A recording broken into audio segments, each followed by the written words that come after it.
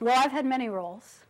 So I'll start at the beginning. When Mozilla was launched in 1998, I was working as a lawyer at Netscape, and I was the lawyer in charge of everything related to technology. So until something was on the price list, it was mine.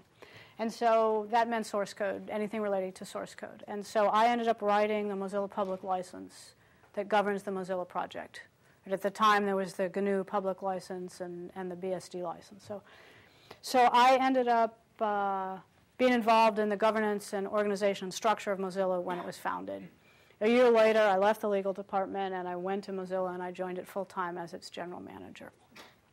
And that was possible only because of the technical leader of the project sort of accepting me and saying, yes, I want to work with you, and sort of lending me some of his technical authority to lead. And his name is Brendan Eich. He's the creator of JavaScript, not generally well known, but been involved in the fundamental technologies of the web forever, and is still the technical leader there.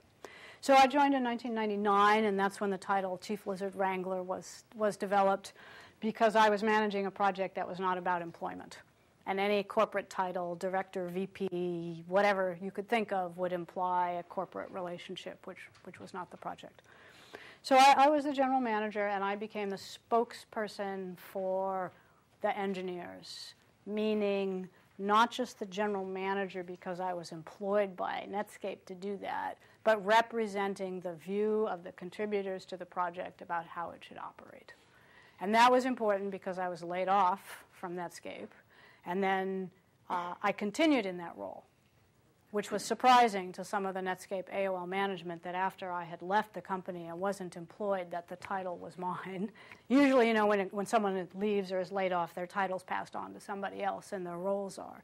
So after I was laid off from Netscape, I was the general manager, the chief lizard wrangler of the Mozilla project as a volunteer for a couple years. And solely as a volunteer for a while, and then partially as a volunteer and partially subsidized until 2003. And then I became the chairman, not the chairman, then I became a board member and the president of the Mozilla Foundation. And when we made the corporation, I moved and became the CEO of the Mozilla Corporation.